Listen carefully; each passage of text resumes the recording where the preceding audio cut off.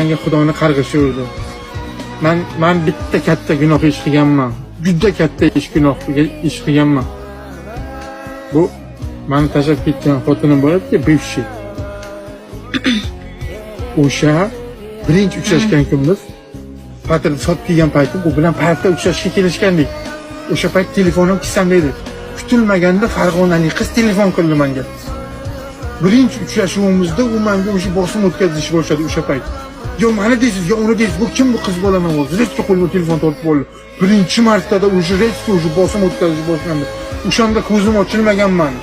Birinchi uchrashuv, birinchi marta. Yo meni deysiz, yo o'shani deysiz-da. Meni katta gunohim shu. Unga pashoko deganman o'sha payt. Shuni telefon bosib qo'yganman yuziga. Meni juda katta gunohim mana shu.